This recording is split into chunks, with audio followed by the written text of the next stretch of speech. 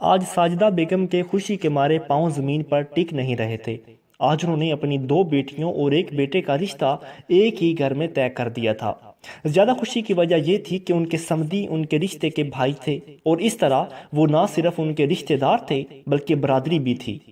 ساجدہ بیگم کے لیے ان کی برادری اللہ کا ایک انعام تھی۔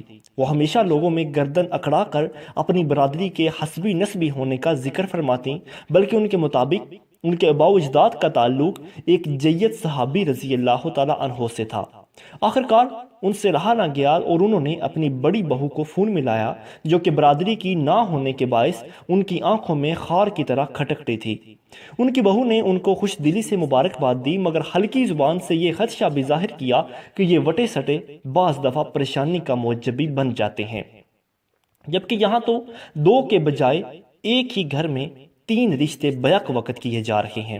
ان کی بہو ایک پڑھی لکھی روشن خیال لڑکی تھی، اسی لیے اس نے کوشش کی کہ وہ اپنی ساس کو اس معاملے کی نزاکت کا احساس دلائے، مگر اس کی ساس نے بڑی نخوست سے جواب دیا کہ ہماری برادری کوئی ہلکی نہیں ہے، میرے سمدی سعودی عرب میں سیٹھ ہیں، میری بیٹیاں بیاہ کر سعودی عرب چلی جائیں گی اور بہو گھر آ جائے گی تو پریشانی کی کیا بات ہے۔ انہوں نے بہو کی بات پر توجہ دینے کی بجائے اس کو یہ سنایا کہ ان کے باقی بچوں کو اپنی ہر برادری سے رشتہ مل گیا ہے، اسی لیے اب انہیں باہر سے گند اٹھا کر لانے کی ضرورت نہیں پڑے گی۔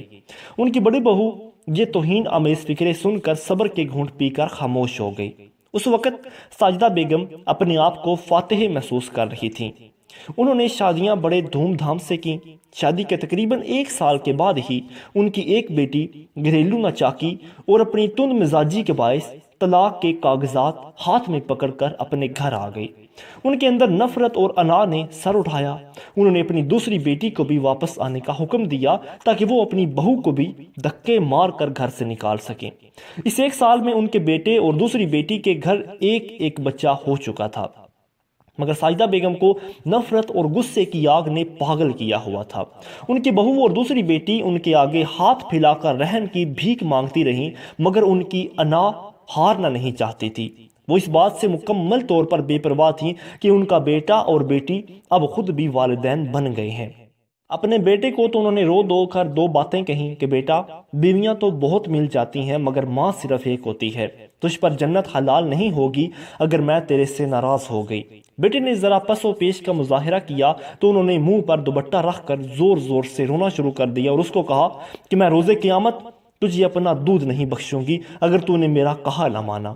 چاروں ناچار فرما بردار بیٹے کو وہی قدم اٹھانا پڑا جس کے لیے ساجدہ بیگم بے چین تھی۔ ان کے بہو کے جانے کی دیر تھی، ان کی دوسری بیٹی بھی لٹی پٹی طلاق کے کاغذات ہاتھ میں لیے واپس آ گئی۔ یوں ایک غلط فیصلے اور ہٹ درمی انا نے 2 لوگوں کی طلاق کا تاوان 4 معصوم جانوں سے بھی لیا۔ کیا ایک گھر میں 3 رشتے بیک وقت کرنا کوئی عقل مندی ہے؟ ان وٹوں سٹوں میں اس حقیقت سے نظر کیوں چرا لی جاتی ہے کہ شادی بیاہ گڑیا گڈے کا کھیل نہیں ہوتا۔ ایک گھر کے بگاڑ کا اثر بڑی آسانی سے دوسرے گھر تک آ جاتا ہے۔ کاش ہمارے بڑے تھوڑی سی وسیع ظرفی اور ٹھنڈے دماغ کا مظاہرہ کریں تو بہت سے خانگی زندگی کے مسائل چٹکیوں میں حل ہو سکتے ہیں۔